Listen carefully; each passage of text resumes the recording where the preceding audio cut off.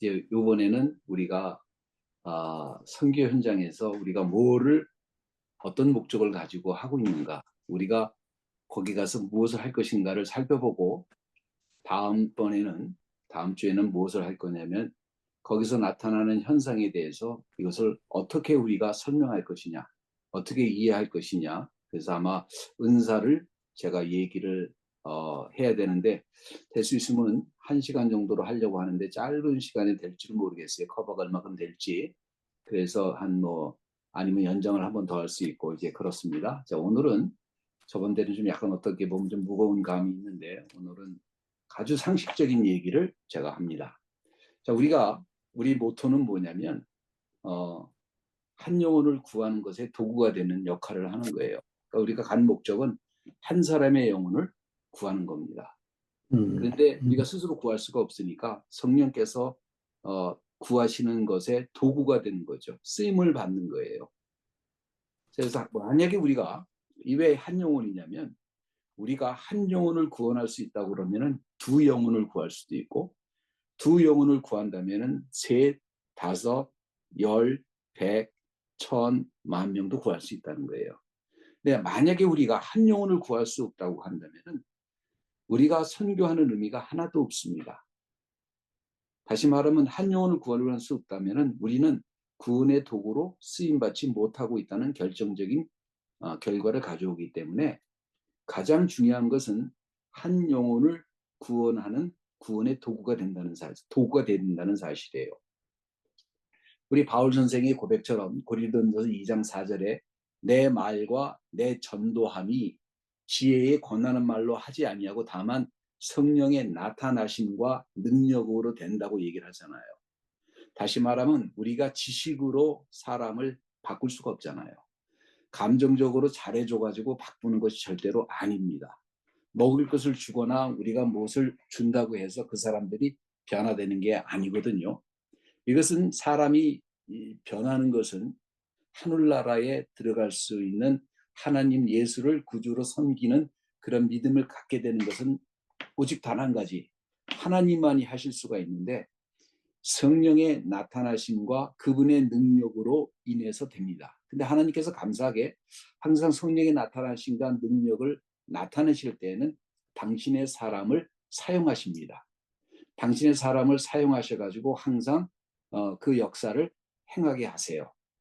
자, 우리가 구원하는 것은 다시 말해서 성령의 역사가 반드시 필요하기 때문에 구원은 성령의 나타나심으로만 가능하기 때문에 이 전도라고 하는 것은 선교라고 하는 것은 그래서 뭐냐면 전도에 미련한 것으로 성령의 나타나심을 바라는 거예요. 어떻게 보면 우리는 가끔 오해를 하는 게 성경의 어떤 지식을 펼쳐서 저 사람을 설득하면 그것이 선교가 되는 건 줄, 전도가 되는 건 줄 착각하고 있어요. 근데 그런 것이 아니라는 겁니다. 그것이 아니라 성령의 나타나심이 반드시 필요하기 때문에 우리가 조인하는 한 사람 한 사람이 뭐가 필요하냐면 성령님과 임재가 함께 필요해요. 그러려면 우리 한 사람 한 사람이 뭐를 해야 되느냐? 기도를 해야 합니다. 그러니까 오시기 전에 가장 필요한 것은 뭐냐면은 내가 하나님 앞에 기도하는 거예요.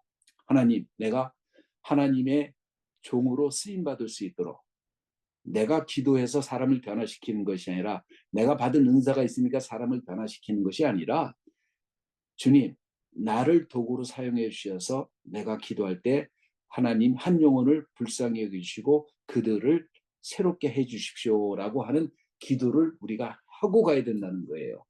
그래서 반드시 우리가 필요한 사람이 누구냐면 기도하고 오는 사람입니다. 기도하는 사람이 필요하잖아요. 선교활동에 가장 중요한 것은 뭐냐면 반드시 기도하는 것이 중요하다는 거예요. 이게 첫 번째입니다. 모든 선교활동에서 우리의 모든 프로그램은 하나님의 말씀과 기도가 전부입니다. 다른 것은 필요하지 않아요. 한번 생각해 보세요. 우리가 무엇으로 영혼을 구원할 수 있겠어요? 방법이요? 방법으로는 것은 없어요. 이런 것이 존재한 적이 없습니다. 도구가 필요한 것도 없어요. 이런 것은 없어요. 영혼을 구원하는데 반드시 필요한 것은 방법이나 도구가 아니라 하나님의 나타나시는 역사가 절대적으로 필요합니다. 근데 사람이 인식의 문제가 있어요. 오늘 교회의 전반적인 예배 활동이 어떻게 보면은 쇼로 변질되어 가고 있는 것이 현실일 수 있어요. 제가 저번 주에 설교를 제가 코딩해가지고 인용해서 여러분에게 이제 잠깐 해드립니다. 자, 전형적인 미국 이민 가정이 교회를 가는데 하루는 교회 예배를 끝나고 돌아오는 길에 온 가족이 예배 후에 각자 불평을 하기 시작을 합니다. 자, 아버지는 오늘 목사님의 설교가 길고 지루했다고 불평을 합니다. 자, 어머니는 피아니스트의 간주가 길고 시끄러웠다고 불평을 해요. 누나는 성악을 전공했는데 특성한 분 오늘 한 음이 특정 부분에서 틀렸다고 계속 바더가 된다고 얘기를 합니다. 자, 할머니는 설교가 하나도 뭔 소리인지도 모르고 잘 못 들고 그냥 지루했다고 불평을 하세요. 자, 그러자 그 집 아들이 입을 엽니다. 앞자리에 앉아있는 파마가 이 훅가시를 넘어둬가지고 강단이 잘 안 보였는데, 목사님이 잘 안 보였는데, 그래도 코러를 내고 본 쇼치고는 괜찮았어요. 코러 헌금했다는 얘기예요. 오늘 교회에 참석하는 것이 마치 예배 드리는 것이 아니라 쇼를 보는 듯한 착각을 느낍니다. 이게 오순절 교회는 더하죠. 그죠? 교회가 즐겁게 해주고 많은 사람들에게 듣기 좋은 소리를 해주고 더 재미있으면 사람들이 더 많이 옵니다. 그 오늘 목사님 설교를 듣고 목사님 설교 재밌어요 라고 얘기하는 몰직각한 사람들이 상당히 많이 있어요. 목사님 설교가 재미가 없으면 뭐 잘못된 것처럼 착각하기도 합니다. 그리고 재미가 없고 들을 것이 없으면 참석률이 당연히 낮아지죠. 예배 후에 사람들이 불평이 가득합니다. 왜? 쇼가 재미가 없으면요, 그 쇼를 누가 보러 가겠어요? 그래도 교회를 보는 쇼는 돈이 덜 들잖아요. 생각해 보면은 그냥 11조, 마음의 11조만 내면 돼요. 그리고 나도 만족하는 것 같고 하나님도 만족하는 것 같이 이렇게 느껴집니다. 만약에 우리가 야구 구경을 간다든지 NBA 농구 구경을 간다든지 오페라 구경을 간다든지 그러면은 뭐냐면은 일정 돈을 내야 되는데 교회에서는 내가 돈을 얼마나 내든지 아무도 상관하지 않아요. 여러분이 교회가 무엇인지 알기 전까지 말이죠. 자, 교회가 무엇인지 알면은 모든 게 변화가 됩니다. 더 이상 재미를 추구하지도 않고 더 이상 내가 격려받으려고 하지도 않고 불평불만이 사라지게 되고 내 모든 것을 아낌없이 투자할 수 있는 곳이 교회예요. 사실 알면 알수록 절대로 어리석은 짓을 하면 안 되는 장소가 바로 예배를 드리는 곳이고 우리의 생각과 우리의 어떤 것으로 판단하면 안 되는 곳이기도 합니다. 여러분이 예배를 통해서 하나님을 만나는 체험을 한다면 하나님의 임재 가운데 들어가는 것이 인생에서 가장 흥미롭고 가장 거룩하고 가장 아름답고 가장 감사하다는 것을 우리가 알게 될 거예요. 그래서 교회는 하나님은 두 가지에 대해서 굉장히 관심을 갖고 계신데 하나는 전도입니다. 그분은 당신의 팔을 펼쳐서 더 많은 사람을 안아주시고 구원하시기를 원하시고 그분은 모든 종류의 사람을 사용하셔서 잃어버린 영혼을 구원하시기를 원하십니다. 그분의 뜻은 아들의 하신 일이 사람들이 바로 깨닫게 되고 그분을 사랑함으로 믿게 돼서 영생을 얻게 하시려는 것이 그분의 뜻이에요. 자, 두 번째는 교회에 많은 관심을 갖고 계신데 단순히 어떤 프로그램, 어떤 멤버십 같은 것을 말하는 것이 아니에요. 그분은 당신의 교회를 채워가는데 먼저 전도를 통해서 사람을 모으는 장소가 교회입니다. 그리고 말씀과 기도를 통해서 각 사람들이 성장하고 성숙하기를 원하세요. 이 두 가지의 프로그램을 사용하심으로 하나님 나라가 팽창을 합니다. 교회의 일은 절대로 쉬는 법도 없고 끝나는 법도 없어요. 그분이 오실 때까지 지속적으로 행해야 되는 일입니다. 밤낮의 구별이 없어요. 자, 전도를 하기 위해 함께 사람을 모으고 함께 비전을 나누고 함께 일을 해야 합니다. 교회에 불평하는 사람을 만나면 혹은 불만을 토로하면은 이 사람은 교회를 이해하지 못하는 사람이라구나 생각하면 됩니다. 교회를 참석하고 음악을 듣고 목사님의 설교를 듣는 좋은 말을 듣는 장소라고 생각하면 큰 오산인 거죠. 쿼러를 내고 쇼를 보는 장소가 교회는 절대로 아니고 예배는 절대로 아니라는 겁니다. 참석할수록 사람들이 이것을 알지 못하니까 혼동이 오고 회의를 느낄 수도 있어요. 자, 이해할 것은 교회 프로그램에 잘 참석하는 것과 하나님을 사랑하는 것은 절대로 무관할 수 있는 일이라는 것을 알아야 합니다. 교회 조직의 인정이 하나님 나라의 인정을 동시에 가져오는 것이 절대로 아니라는 거예요. 여러분이 알아야 될 것은 처음 교회가 1세기에 시작을 했는데 예수님이 돌아가신 다음에 교회를 세워져가는 시대가 이제 사도행전서부터 시작을 합니다. 성령님의 역사와 그를 따르는 무리들의 헌신을 통해서 교회가 거룩해지고 정결해지고 그리고 하나님과 깊은 교제를 하면서 교회가 발전하기 시작을 했어요. 그 거룩한 불길은 광활한 들파에 불이 붙는 것처럼 온 세계로 퍼져나갔는데 당시 강력한 로마 제국이 이들을 더 이상 컨트롤할 수가 없었어요. 근데 여러분이 아시는 것처럼 이들 대부분은 노예들입니다. 근데 성경은 단 한 번도 노예들에게 너희들 왜 그렇게 사니? 바보니? 뒤집어 엎어. 너희들 권리를 찾아라고 얘기한 적이 한순간도 없어요. 그거는 성서적인 개념이 절대로 아닙니다. 순종해라. 근데 그 순종으로 로마 제국이 무너져요. 자, 무너지는데 그때 당시 로마 황제가 컨스탄티노플이 아주 그 정치가인데 이 사람이 보니까 기독교를 자기가 컨트롤할 수가 없는 거예요.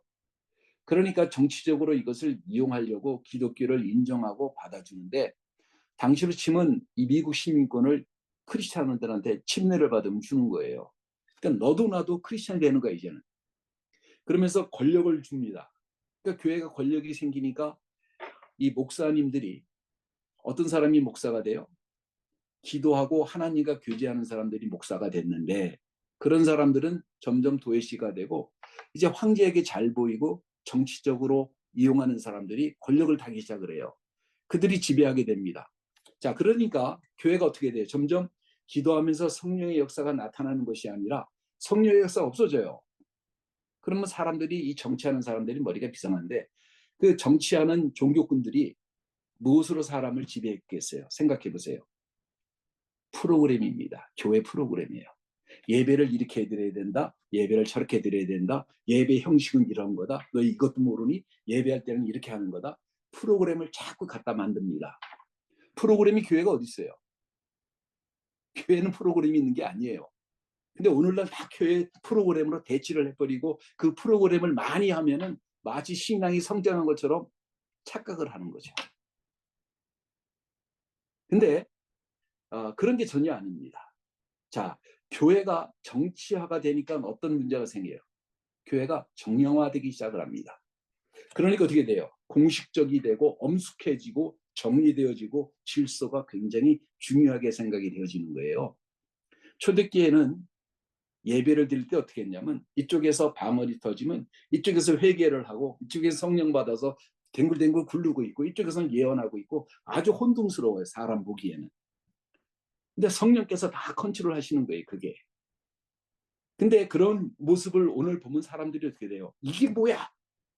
이게 사단의 역사지라고 얘기할 사람이 대부분이에요. 왜? 프로그램에 의해서 예배를 보는 것이 그게 예배 순서 끝마치면 이게 예배를 드렸다고 생각을 하는 거예요.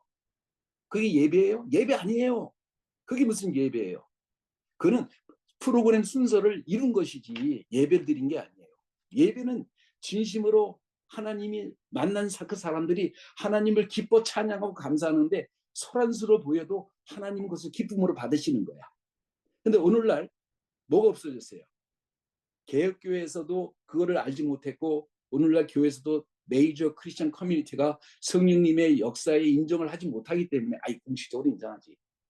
근데 그게 뭔 줄 몰라. 그리고 개혁가들이 뭐를 놓쳤냐면 말세론과 성령론을 다 놓쳐버렸어요. 그 성령론이 다시 부활하게 된 게 20세기 아주사에서 발상을 했는데 그 지도자가 누구예요? 흑인인데 또 거기다 애꾸느냐 아주 구색을 나가쳤어요. 근데 누가 들어가서 거기에? 가난한 백인 동네에 들어갔어요. 아주사에. 그러니까 무식한 사람들이 모여서 예배하는 집단으로 오늘날도 간주를 하고 있는 것이고 사실 성서적으로 무식한 것도 사실이에요. 오늘날까지도. 왜냐하면 오순절에서 무슨 강의 집을 내본 적이 없어요. 아마 빌립보서 한 권 낸다 그랬을까요? 없어요. 없어. 그러니까 사람들 보기에는 그런 무브먼이 굉장히 성서적으로 잘못되고 무식한 흐름으로 메이저 크리스천 커뮤니티에서 인정을 하는 거예요. 자, 그러니까 사람들이 어떻게 점점 권위라는 걸로 사회적 힘이 생기면서 권위가 생기면서 권위로 사람을 도전하지 못하도록 자꾸 만들어요. 그러니까 교회의 힘이 성경과 성령과 하나님의 말씀에 의지하지 아니하고 그냥 종교 지도자의 탈을 쓴 정치 지도자가 지배하는 교회가 하나님의 임재를 잃어버리고 그것을 인간의 정치적 능력으로 대체한 그 콘스탄티노플 때의 그 흐름이 그대로 사실은 가져온 거예요. 인간의 힘과 지혜와 권력으로 모든 것을 행합니다. 순수한 열정과 하나님을 만나는 은혜는 사라지고 어두운 그림자가 교회를 엄습한 이래로 지금까지 지속돼 왔던 것이 이 교회의 문제예요. 소위 예배 순서, 예배 방식 이런 형식화된 프로그램을 통해서 사람들을 지배하기 시작을 합니다. 근데요, 여러분에게 이렇게 얘기하면 되게 미안한 얘기인데 엄청난 코미디가 이 뒤에 숨어 있어요. 성경이 잘못됐다. 이 성경은 번역이 잘못됐다. 이 성경이 옳다. 이 성경이 옳다. 그럼 또 순수한 사람들은 그런가 보다 그래. 근데 여러분 그거 아세요? 성경을 번역하는데 대부분이 그 뒤에서 가장 많이 팔리는 베스트셀러가 성경입니다. 성경의 판권에 대한 기득권들의 싸움이 엄청나요. 찬송가 마찬가지. 복음성가 처음 나왔을 때 찬송가가 복음성가를 부르면 이단이라고 그랬죠. 왜 이단이에요? 찬송가 처음 나왔을 때 찬송가 어떻게 나왔냐면 감리교회 요한 웨슬리가 그 클래식에 찬송가를 붙이니까 저거 이단이다 그랬어요. 왜? 찬양을 부르냐. 그래가지고 이단이라고 그래가지고 엄청 욕을 먹었어요. 모르니까. 근데 오늘날 그렇게 얘기하는 건 뭐냐면 찬송가가 뭐가 돼? 돈이 돼. 근데 판권이 있고 누군가 이권이 있는데 그걸 복음성가를 부르면 이단이라고 그래. 왜? 자기 이득을 위해서. 이게 좀 지저분한 얘기예요. 근데 중요한 거는 뭐냐면은 소위 이러면서 자꾸 예배와 정령화, 형식화된 것으로 사람을 지배를 하는데 이게 문제가 되는 거예요. 그래서 소위 교회의 권위는 오직 성경에서만 오는데 말만 그렇게 하고 행동이 다 다른 거지. 자, 이제는 성경은 사람들이 알면 안 되는 감춰진 비밀이 되고 나중에는 성직자의 특권이 되고 많은 사람들이 어둠에 갇히게 되고 세상 정치인들이 보기에 암흑기처럼 보여서 이것을 암흑시대라까지 얘기를 하는데 자, 지도자는 책임지지 아니하고 특권을 누리기만 하는 것이 오늘날까지도 그 그림자가 고스란히 반영된 게 현실입니다. 이게 현실이에요. 자, 내가 왜 이런 얘기를 하냐면은 사람들이요 항상 이 생각해요. 프로그램은요. 예? 이런 일이 오랜 시간 지속되다 보니까 하나님의 임재는 사라지고 그것을 대신한 것이 뭐예요? 사실은 프로그램이에요. 교회 프로그램. 여러분 프로그램을 잘 통과하면 하나님 만납니까? 절대 그런 일 없어요. 절대 그런 일은 생기지 않습니다. 예배 순서요 질서란 이름으로 하나님의 어떤 역사를 대신하게 되는 거예요. 좀 다시 묻습니다. 프로그램으로 한 영혼을 구원하는 거 보셨어요? 그런 거 세상에 없어요. 그런 거 있으면 말해 주십시오. 나도 하게. 얼마나 쉬워. 프로그램만 돌리면 사람이 예수를 믿는데. 근데 그런 일은 없는 거예요. 순서를 틀리면 화를 내고 마치 큰 죄를 범한 것처럼 얘기를 하고 시스템? 여러분, 여러분 세상에는 시스템을 돌리지만 하나님 나라에는 그런 시스템 같은 건 존재하지 않아요. 여러분, 초대 예루살렘 교회에 갑자기 교회에 5천 명이나 막 몰려왔어. 근데 5천 명의 신자가 왔는데 시스템을 갖추라 성령께서 감동하신 적이 있어요? 없어요? 없어요. 다만 제자들이 기도하고 말씀 증거했는데 맨날 밥을 갖다가 먹이는데 그 과부들이 두 그룹이 있었거든. 히브리에서 온 그 본래 있는 그룹이 있고 그 단 지역에서 온 그 히브리 과부들이 있었거든. 근데 밥을 먹이는데 아무래도 가까우니까 저기 베드로야 나 저기 사람인데 밥 더 줘. 그러면 더 주잖아. 그러니까 참 말이 많아. 그러니까 이런 일은 집사에게 맡기자. 그리고 정말로 중요한 것은 말씀 증거하고 기도하는 일만 하자라고 하는 것이 그냥 시스템이지 그런 세상에서 생각하는 시스템이 전혀 아니에요. 여러분 시스템이 잘 돼 있는 교회는요, 좀 미안한 얘기지만 죽어가는 교회가 대부분 많아요. 예, 그래서 여러분이 본질을 좀 아셔야 됩니다. 원리를 알면 굉장히 간단한 거예요. 교회 역사가 굉장히 중요한 게 이런 겁니다. 교회란 예수를 증거하기 위한 바른 신학, 성경에서 말씀하자고 하는 것을 바로 이해하고 성령의 능력으로 이걸 증거하는 건데, 이게 굉장히 어려워요. 왜냐하면 가장 힘들고 가장 어려운 일인데 가장 중요한 일입니다. 자기 나름대로 성경을 이해했다고 그러는데, 사람들이 성령의 감동으로 이제 성령을 이해했다는 게 자기들이 어떻게 그냥 해석하면 다 되는 걸 줄 또 착각하는 사람들이 되게 많더라고. 심지어는 목사님들도 그런 사람이 되게 많아서 이게 참 어떻게까지 이거를 이 문제를 시정해야 될지 모를 정도로 그런 문제가 많은데, 성령의 감동이라는 것도 크리스천 커뮤니티의 동의를 얻어야 되는 거예요. 내가 생각해서 보기에 성령의 감동이니까 내가 이렇게 해석했다, 이거는 안 되는 겁니다. 크리스천 커뮤니티의 동의가 있는 거야. 나만 예수 믿는 사람이 아니라 2000년 동안 수많은 사람들이 예수를 믿으면서 이건 성령의 감동이 틀린 거고, 사람이 아무리 얘기해도 이거는 맞은 겁니다 라고 하는 것이 뭐냐면은 신학이라는 거에 뼈대예요. 자, 근데 우리가 할 일은 한 영혼을 구원하는데 전념해야 되는 거예요. 이거는 역사가 아무리 바뀌어도 예수님이 오기 전까지 이것은 진리입니다. 온 시간을 우리가 현재에서 하는 일은 뭐냐면 한 영혼을 구원하기 위해서 우리가 가는 거예요. 근데 우리가 전념해야 될 일은 뭐냐면은 프로그램으로 여러분을 뭐 교육시키고 돌리고 이런 거 절대 하지 않습니다. 왜냐하면 마지막 예배가 다예요. 그 시간에 모든 게 결정이 됩니다. 그러니까 그 시간을 위해서 우리가 준비하는 거예요.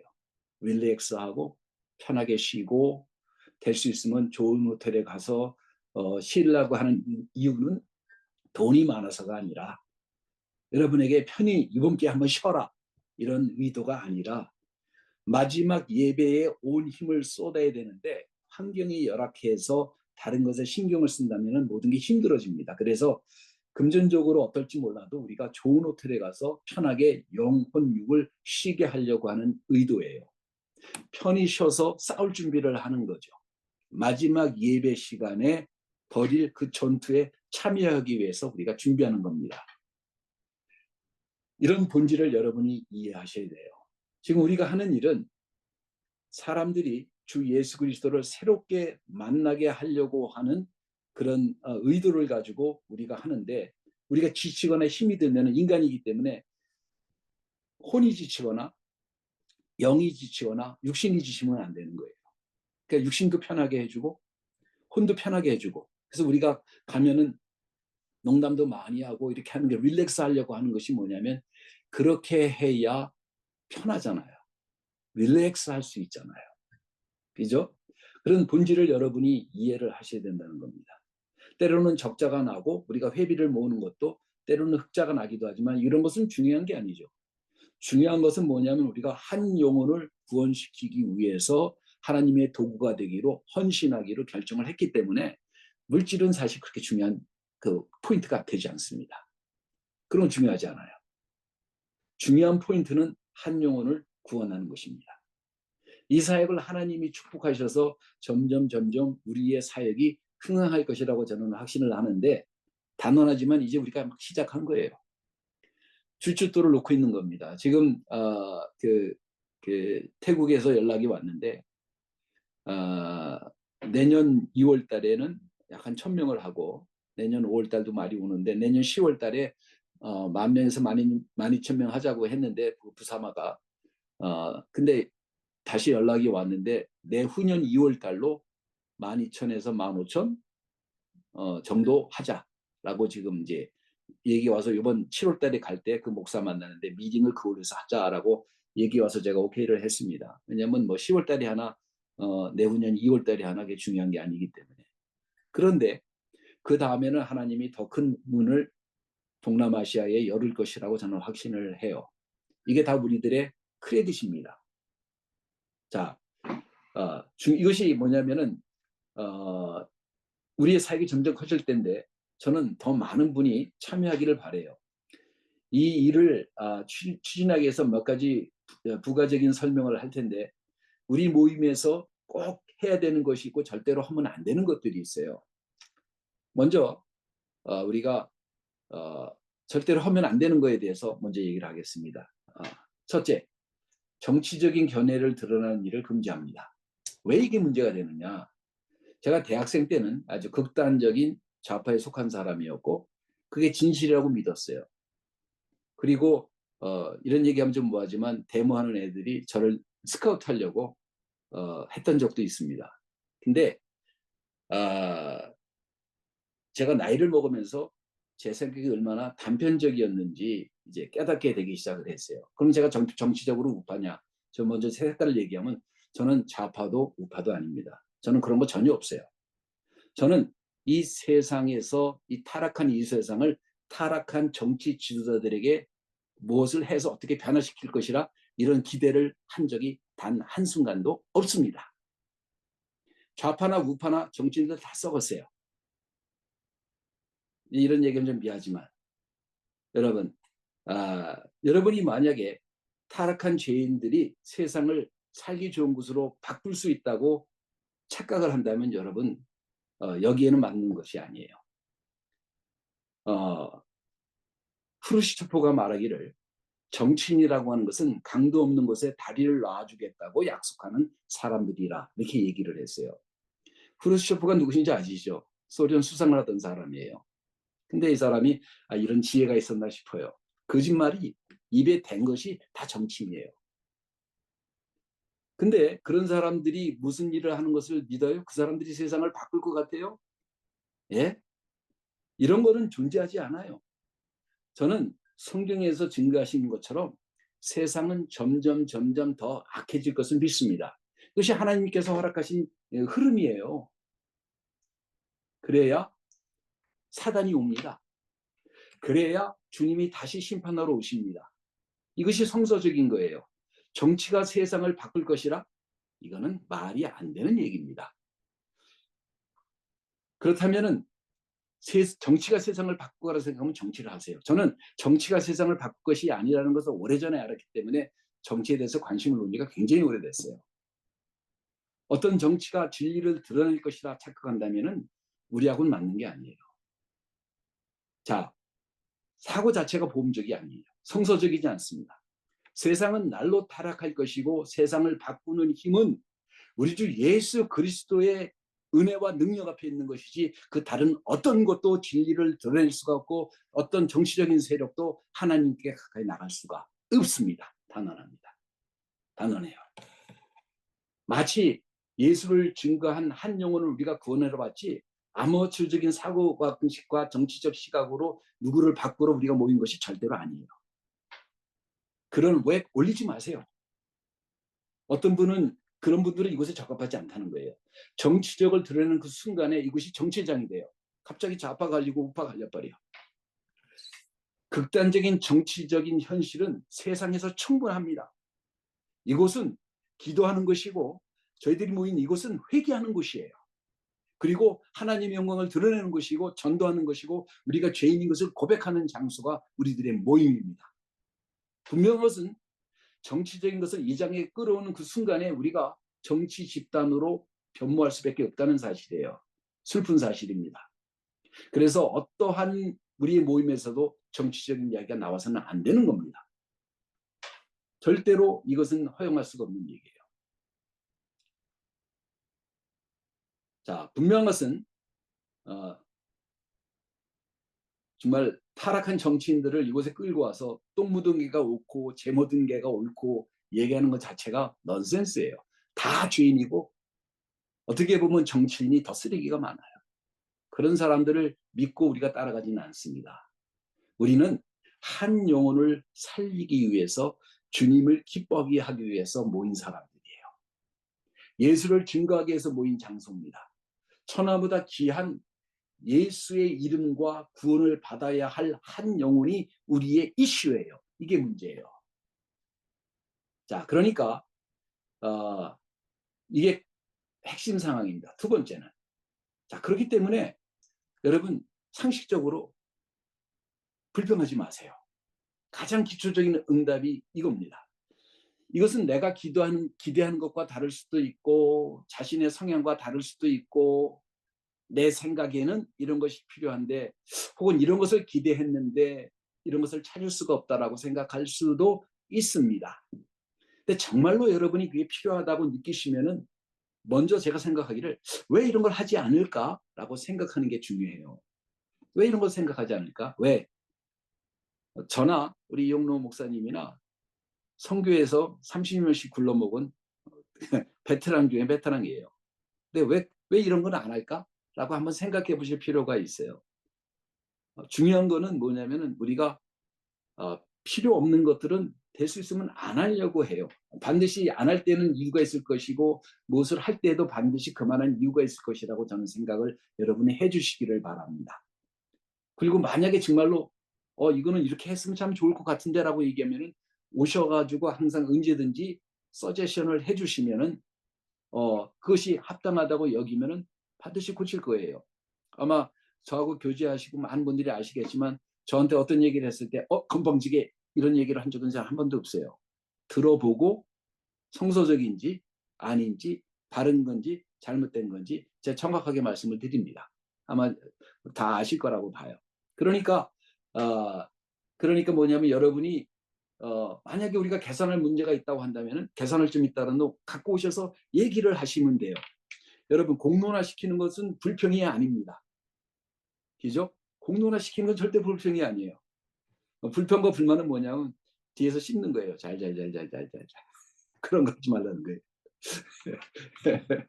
불평과 불만이 있을 수가 있어요. 근데 사실은 불평과 불만하는 사람들이 되게 미성숙한 경우가 되게 많아요. 몰라서 하는 거거든. 근데 지금 우리가 중요한 거는 뭐예요? 우리가 한 마음을 갖고 나가야 되는데 모든 게 완벽해서가 아니라 한 영혼을 구원하는데 부정적인 것이 선교 현장에서 만들어지지 않기 위해서 우리가 서로 노력하는 성숙함이 요구된다는 사실이죠. 우리의 목적은 뭐라고요? 한 영혼을 구원하는 겁니다. 자, 반드시 해야 되는 것이 있어요. 이제 하지 말아야 할 두 가지 있습니다. 자, 해야 될 것은 아까도 얘기했지만 먼저 기도하는 일이에요.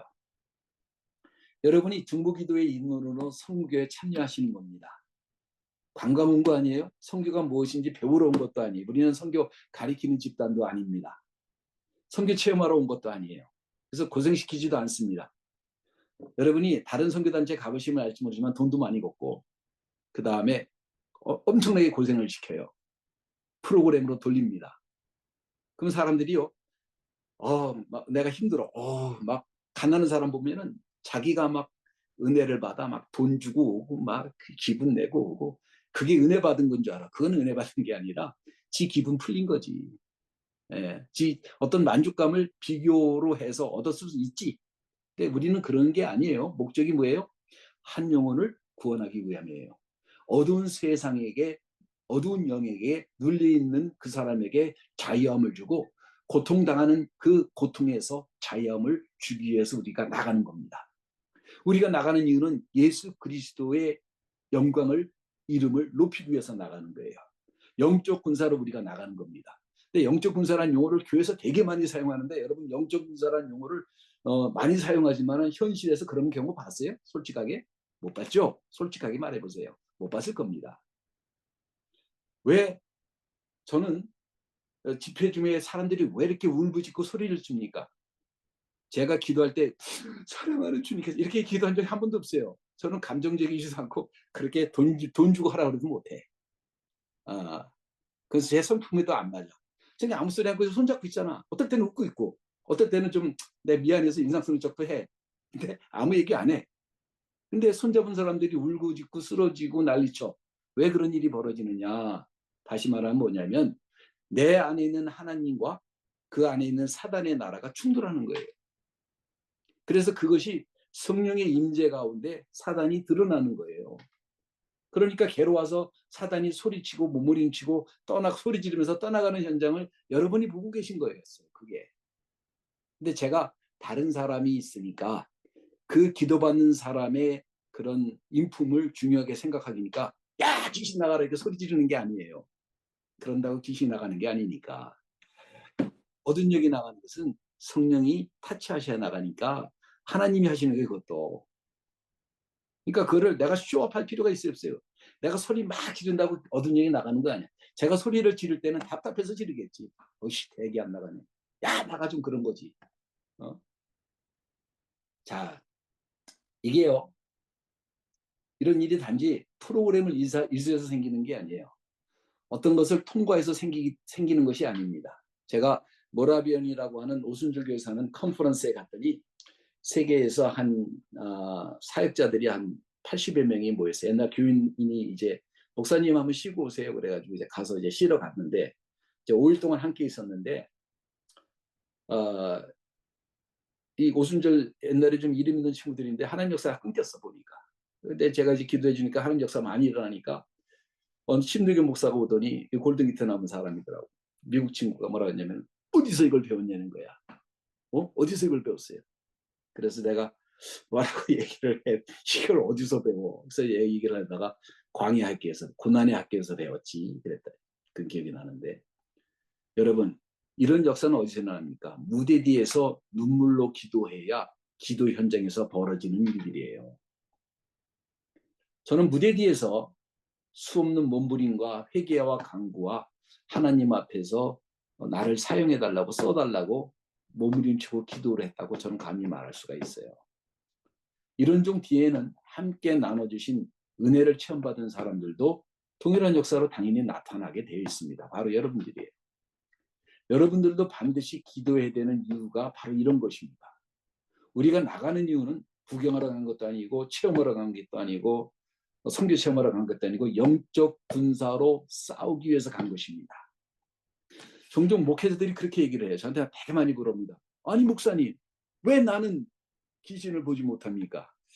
바보 같은 소리. 왜 귀신 못 보는 줄 아세요? 이거는 미개한 나라에서 있는 것이고 이건 제3세계에서 일어나는 겁니다. 여러분, 저는요 미국에서 집회해도 똑같은 일 똑같이 일어나요. 이게 뭔 소리야? 이게요, 이 멍청한 소리고 듣기 거북한 말입니다. 여러분, 언제 귀신이 나타납니까? 성령의 임재가 나타날 때 나타나는 거예요. 성령의 임재가 없으니까 귀신이 안 나타나지. 에? 성령의 임재가 진짜로 있다면은 당연히 귀신이 드러나지요. 어떻게 숨어? 그 귀신이 드러나잖아요. 성령님이 드러나야 귀신이 드러나는 거예요. 그럼 왜 나는 귀신을 못 받는가? 그러면요, 여러분 언제 성령의 역사를 본 적이나 있어요? 기껏 하는 소리가 방언 받았는데요. 나도 여러분, 방언 굉장히 귀한 은사입니다. 하지만 성령님께서 역사하시는 많은 역사 중에 극히 작은 일부분에 불과해요. 이런 분에게 정말 묻고 싶은 게 있는데 정말로 죽을 각오를 하고 피를 끓이면서 주님을 사모한 적이 있는지 묻고 싶어요. 진리를 사모했는지 묻고 싶어요. 한 번 기도하고 하나님이 없나보다라고 하는 사람과 성령을 문자 그대로 믿고 따르면서 피눈물을 흘리면서 기도하는 사람과는 많은 차이가 나는 겁니다. 예, 당연하지 않겠어요? 그렇기 때문에 여러분, 제가 뭐 이런 거를 공개적으로 얘기를 한 적도 사실 없고 이런 얘기는 남서서로도 하지 못해요. 근데 하나 여러분이 아셔야 되는 것은 무릎 꿇고 기도하면서 준비하는 그 시간이 필요합니다. 그분의 말씀에 귀를 기울이는 그 자세가 필요합니다.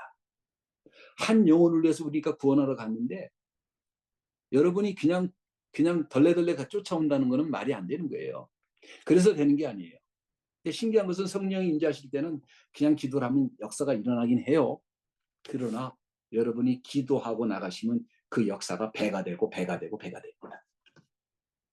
네. 그래서 기도가 필요해요. 꼭 기도해야 돼요. 하루에 20분, 30분이라도 하나님 앞에서 주님, 나를 사용해 주세요. 내가 가면은 내가 아무것도 모르지만 아무 능력도 없지만 내가 기도할 때에 하나님께서 은혜를 베푸시고 성령이 나타나시는 역사가 임해 주셔서 갇힌 자가 노임받게 하시고 상처받은 심령이 위로받게 하시고 하나님의 위로와 하나님의 성령의 역사가 나타나서 각 사람에게 소망을 주세요라고 기도를 하시고 오셔야 정상인 것입니다. 맞잖아요. 자, 두 번째, 서로를 격려해주고 서로를 인정해 주시기 바랍니다. 옆에 있는 사람이 좀 모자른 것 같아. 근데 옆에 있는 사람이 픽 쓰러지면 아이고 저 잘됐다. 이렇게 생각하는 사람은 뭐예요? 바보예요, 바보. 자, 옆에 있는 동료가 약하건 강하건 아파서 쓰러지면은 그 다음 타겟은 누가 될 것 같아요? 여러분 자신입니다. 여러분 자신이에요. 언제 그 사단의 화살이 나에게 돌아올지 아무도 모릅니다. 그러니까 동역자가 공격당하는 것을 보호하고 막는 벽이 될 뿐만 아니라 서로 보호해주고 서로 감싸주고 서로 안아주고 서로 격려해주고 서로 이해해줄 수 있는 그런 영적인 정신적인 태도가 굉장히 중요합니다. 내가 어떤 필요를 채워줄지 어떤 도움을 우리가 같이 할 때 줄 수 있는지 여러분 묵상해보고 생각해보고 할 수 있는 것을 여러분이 하셔야 됩니다. 찾아보세요. 영어 표현으로 그러잖아요. 상대방의 신을 신어보라고. 상대방의 입장에서 생각해 볼 줄 알아야 합니다. 그러면서 옆에 사람을 지켜야 돼요. 이것이 여러분 스스로를 지키는 방안이 되기도 해요. 여러분 그 미국에 가면은요, 미국 군대에 뭐가 있냐면은 동료를 두고 절대 후퇴하지 않습니다. 이건 미국 군대의 하나의 그 교훈 같은 거예요. 절대적으로 지키는 신념 같은 겁니다. 동료를 뒤에다 두고 나오지 않는다. 그래서 지금도 뭐냐면은 사람이 거기서 죽은 묻혀있는 시체라도 발굴해 나와요. 그게 미국 군대예요. 그래서 미국 군대 이렇게 강한 이유 중에 하나입니다. 그걸 안월 하잖아요. 왜? 그 사람이 싸운 대가로 우리가 자유를 누리기 때문에. 그와 마찬가지로 우리가 서로 격려해주고 서로를 지켜주고 미국 군대와 같이 서로를 끝까지 함께하고 동료를 뒤에다 두고 우리는 철수하지 않습니다. 아무리 부족하다 할지라도 감싸 안아주고 위로해주고 서로 힘이 되어줘야 됩니다. 왜냐하면 우리의 동료는 그리스도에서 우리 한 몸이고 그 사람이 눈일 수도 있고 그 사람이 손가락일 수도 있고 발가락일 수도 있고 약한 지체 같아도 그 지체가 없으면 우리는 병든 지체가 될 수도 있는 거예요. 서로를 지켜야 됩니다. 우리는 그리스도 안에서 한 몸 된 거예요. 자, 세 번째, 재정적인 것이 질문을 가질 수가 있어요. 여러분 주저하지 마세요. 우리 해운 전도사에게 물어보시기 바랍니다. 모든 것은 투명하게 재정적인 것을 고시하고 있습니다. 어떤 돈도 여러분이 드리는 헌금을 개인적으로 유용한 적은 단 한 번이 없는 것 같아요. 저번 때 몰래 우리 혜연이가 아이스크림 사 먹은 거 본 것 같은데. 근데 없는 것 같아. 예, 여러분 아시겠지만 모든 사람은 스스로 자기 가치를 정하고 산다고 생각을 해요. 저는 제 생각하기를 제가 굉장히 비싼 사람으로 생각을 합니다. 돈으로 움직여 본 적이 단 한순간도 없어요. 권력에 의해서 움직여 본 적도 없습니다. 사람에 의해서 움직인 적도 없어요. 그냥 나는 그냥 내 믿음대로 살아왔고 앞으로도 그렇게 살 거예요. 그런 제가 돈 몇 푼 때문에 그 코 묻은 돈 몇 푼 때문에 그거 하려고 쪽팔리게 이 목사가 애들 말대로 쪽팔리면 안 돼. 그런 것은 생각해 본 적도 없어요. 그러니까 솔직히 저는 숫자에 대해서 굉장히 약합니다. 관심이 없어요. 관심이 없어. 그래서 제 주머니에 돈이 얼마 있는지도 모르고 얼마 썼는지도 몰라 사실은. 내가 뱅크 스테이먼트 써가지고 한 번도 맞은 적이 없는 신비로운 사람입니다. 그래, 격리는 해운전도사가 이제 보고를 하면 우리 집사람이 검증을 거쳐서 여러분에게 보고를 합니다. 때로는 플러스로 때로는 마이너스로 나올 수 있지만 여러분에게 무엇을 요구하지 않아요. 그런 것은 없을 겁니다. 여러분이 헌신하는 것만으로도 대단한 일이고 저는 여러분이 참석하든 안 하든 제 평생을 제가 살아있는 동안 이 일을 할 것이기 때문에 제가 이렇게 생각을 해요. 제가 보니까 혜은이가 뭐 이렇게 이게 어린 놈이 자꾸 뭘 희생하려고 그래. 제가 어이가 없을 때가 되게 많아요. 보통 제가 희생을 강요하고 많이 살았는데 지가 희생하려고 그래. 뭐 가진 거 아무것도 없는데 어른이 희생하지 어린 친구가 희생하지 않습니다. 이게 우리 동네 모토예요. 잘 기억하시기 바랍니다. 희생을 해도 제가 먼저 합니다. 우리는 여러분이 보기에 좀 세상에서 있는 거하고 좀 달라요. 그렇게 하지 않습니다. 그리고 만약에 헌신하는 것만으로도 대단한데 여러분이 만약에 여유가 있다면 더 헌신해도 됩니다.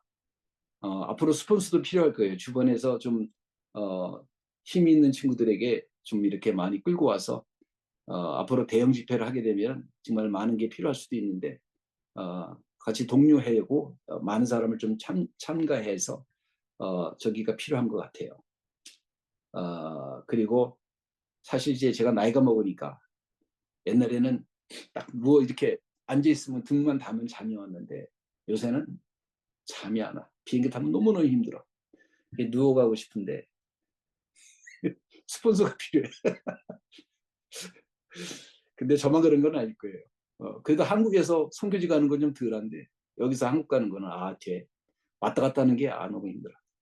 자, 근데 아무튼 이건 바람이고 위시입니다. 위시. 자, 선교 현장에서 우리가 알아야 되는 것 중에 하나는 뭐냐면 재정적인 것에서 궁금한 게 있으면 언제든지 물어보세요. 자, 선교 현장에서 우리가 일을 할 때 또 중요한 포인트가 몇 가지 있습니다. 선교 현장에서 일정이 변할 수도 있는 변수가 항상 있어요. 이 커넥터와 일을 하는 사람이 이제 혜연 전도사가 이제 관할을 하고 있는데 그러면 이제 저한테 부부라면 제가 이제 이건 하고 이건 하지 말라고 얘기를 하는데 뭐 제가 보기에 당장 이제 이렇게 보고 판단하고 얘기하지만 사실 저는 판단하고 잊어먹을 때도 있어요. 솔직히 얘기를 하면. 그런 게 그렇게 중요한 게 아니니까. 아주 중요한 건 이제 기억하겠지만 현지 상황에 따라 상황이 달라지기도 합니다. 그래서 앞일을 모르서 갑자기 바뀔 수가 있어요. 짜증 부리지 마세요. 앞일이 갑자기 바뀔 수가 있어요. 왜? 현지에 있는 사람이 그렇게 하는데 우리가 그렇게 원하는 게 아니라 그렇게 하면 그렇게 되는 거고 우리가 더 많은 사람에게 복음을 증거할 수 있는 기회가 있으면 그렇게 또 될 수밖에 없는 것이 현실이에요. 이것은 저는 이렇게 생각합니다. 하나님께서 인도하시는 거고 하나님 손에 달려 있는 거예요. 그냥 답답해도 그냥 하나님의 심부름꾼인데 종인데 종이 야 답답해 나 못해 이럴 수는 없는 거예요. 내가 하나님한테 감히 아이씨 성질나게 이거 답답하게 이렇게 일 처리를 하십니까? 라고 말할 수가 없잖아요. 그러니까 난 종으로 간 사람이고 난 종이에요. 종으로 부름받은 사람. 하나님이 이렇게 하다가 야 마음 바뀌었어 이렇게 가 그러면 그게 가는 것이 종의 자세예요. 아유 감사합니다는 게 종의 자세예요. 그래서 생각지도 않은 길이 막힐 수도 있고 생각지도 않은 길이 더 열릴 수도 있고 그분이 쓰시는 건데 우리는 거기에 대해서 그 쓰임받는 것을만 영광으로 생각하고 기뻐할 필요가 있다고 그 이상은 여러분 생각할 필요가 없다고 저는 말하고 싶어요. 자, 두 번째 선교 현장에서 개인적으로 볼 때에 좀 좋은 친구들, 좋은 사역자들을 돕고 싶은 사역자를 현장에서 그런 마음이 든다 할지라도 지도부에게 먼저 말하고 동의를 받으시고 두나미스 하베스트 글로벌 미니스트리의 이름으로 돕기를 제가 원합니다. 여러 가지 이유가 있어요. 자, 먼저는 여러분이 누구를 도와야 하는지, 누구를 돕지 말아야 하는지 전혀 모르실 때가 너무나 많아요. 여러분 보시기에 말짱한 것 같은데 저는요, 이게 딱 보면 그게 금방 보인답니다. 잘 보여요. 저 사람이 정말 일꾼인지 아닌지 잘 보여요. 근데 여러분이 잘 모르기 때문에 앞에서 싹싹싹싹 하면은 일꾼인 줄 알고 뭐 이렇게 자꾸 집어주려고 하는 경향이 있는데 여러분이 감동받았다고 그러는데 감동이라는 게 되게 뭐냐면 감정이에요. 갑자기 좋아 보였다. 착해 보였다. 그런 감정이에요.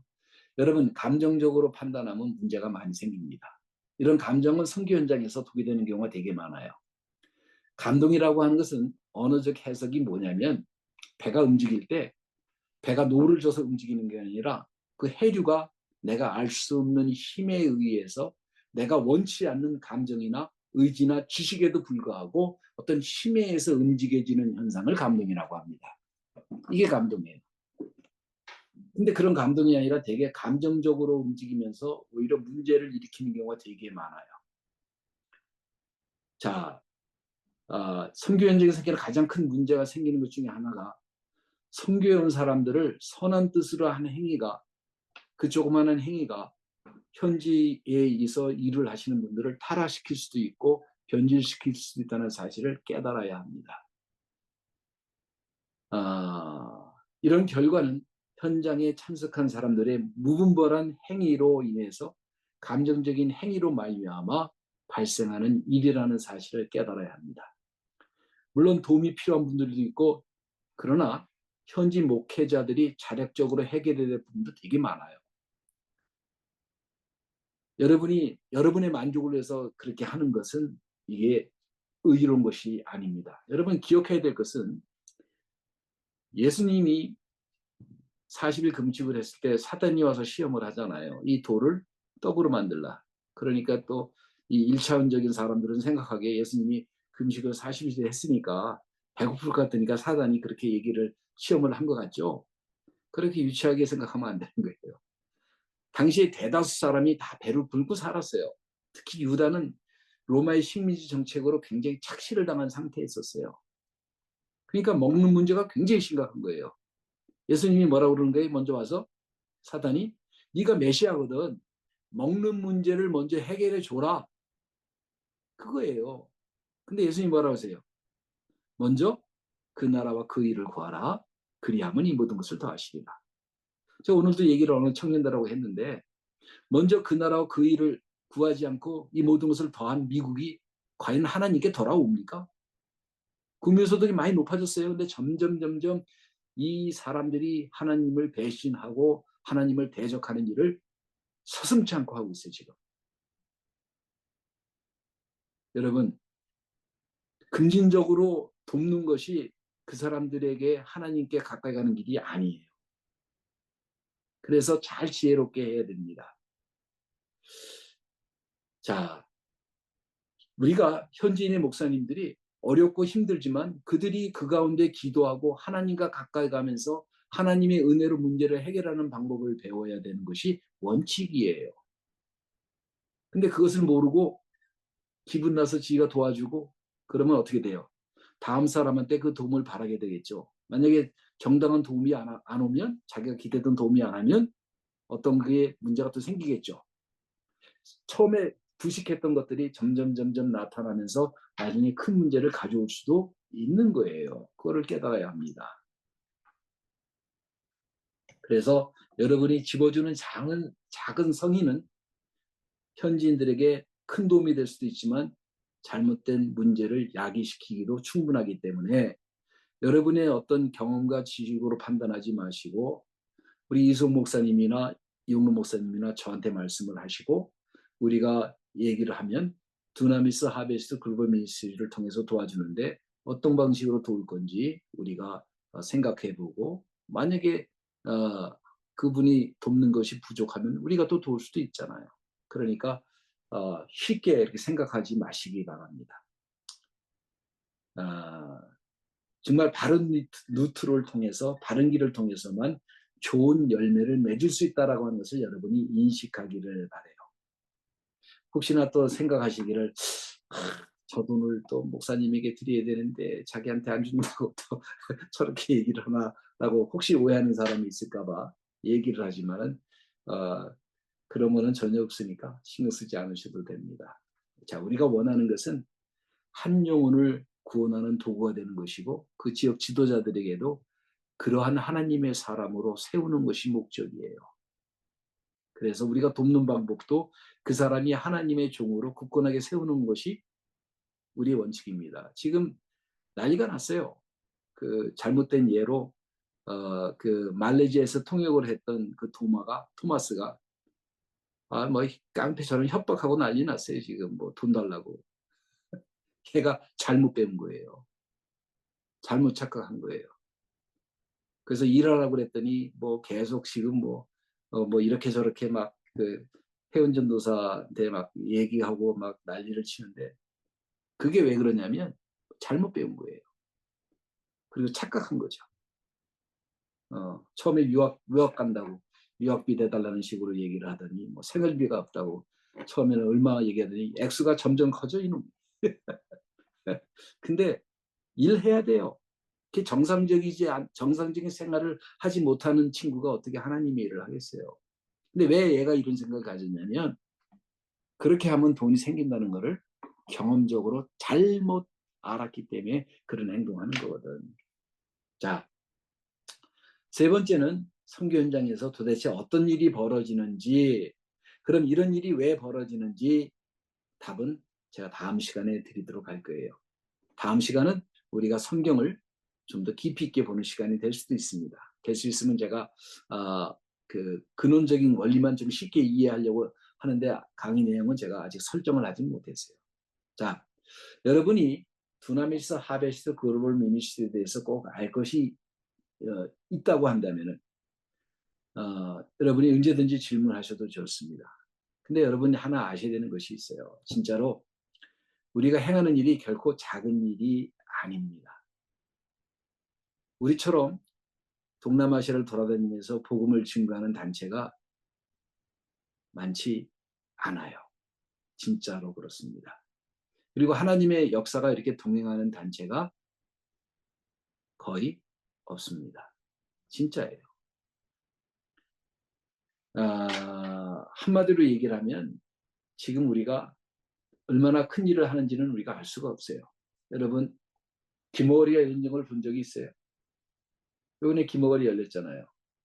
벙어리가 말문이 연 적이 있어요? 귀신이 떠나가는 걸 본 적이 있어요? 안질뱅이가 걸은 것이 본 적이 있어요? 암 환자가 치료한 것을 본 적이 있어요? 이게 다 제가 경험한 거예요. 하와이에서 우리 저하고 제 친한 야마다 목사님이라는 분이 있는데 전기회사를 크게 하세요. 지금 은퇴해서 아들이 하고 있는데 더 커진 것 같아. 엔지니어만 지금 뭐 100명 된다고 그러던데.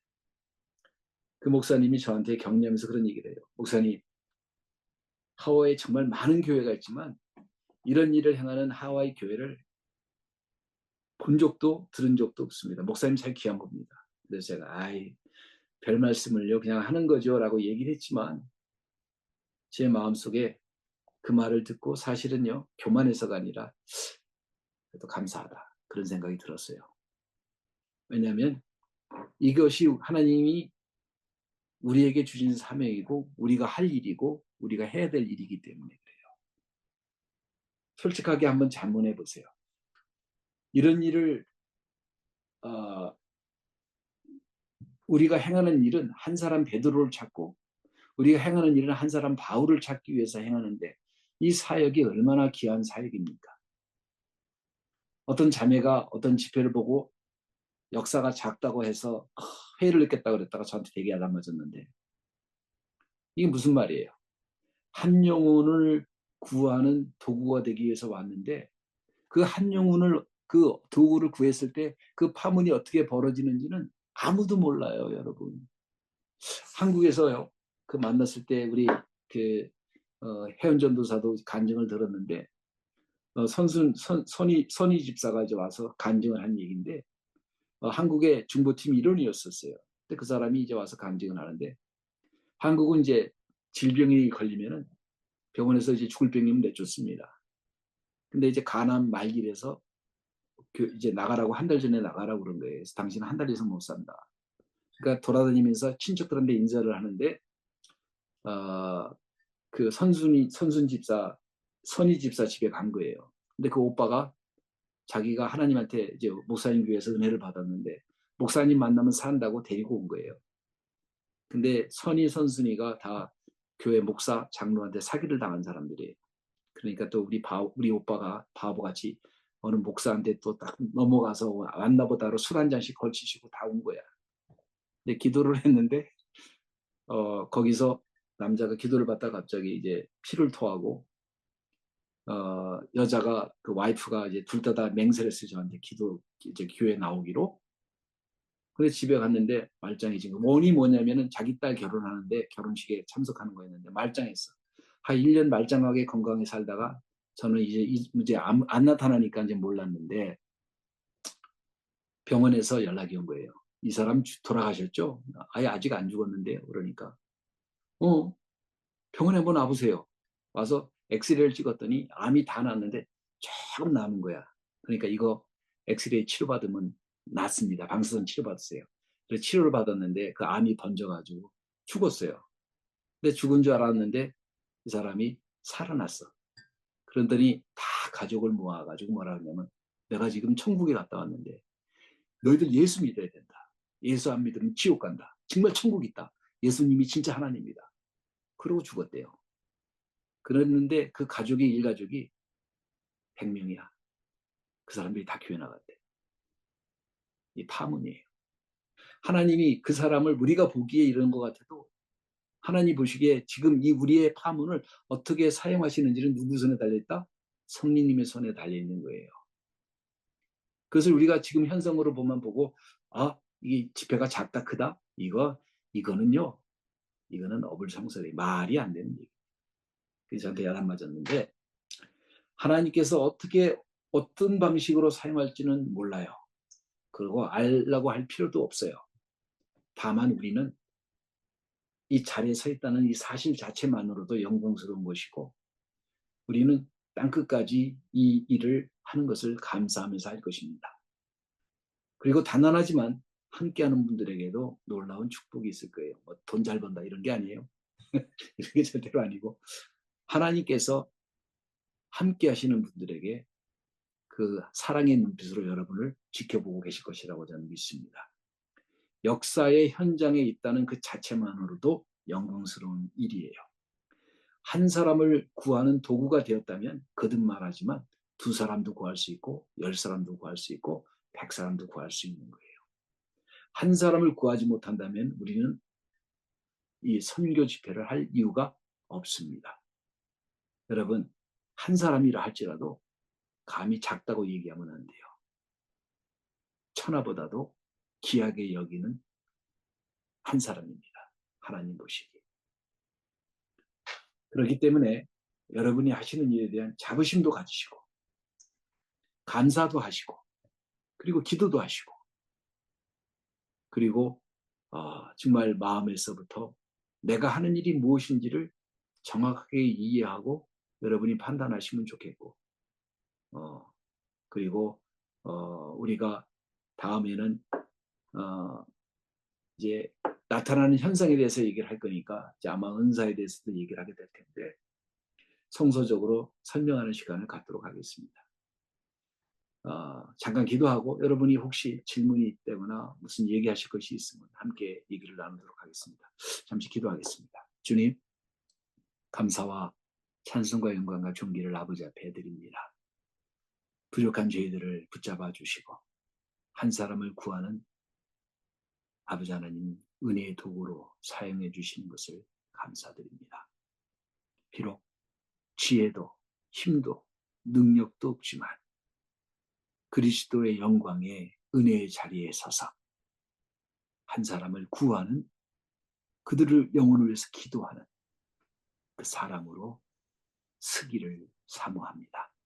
주님, 영광 가운데 함께 하시어서 저희들을 사용해 주시고 주의 영광을 드러내 주시오며 갇힌 자에게 자유함을 선포하게 하시고 눌리는 자에게 자유함을 선포하게 하시고 은혜의 해를 선포하게 하시고 하나님의 영광을 드러내는 은혜의 도구 다 되게 축복해 주옵소서. 감사드리며 예수 그리스도의 이름으로 기도합니다.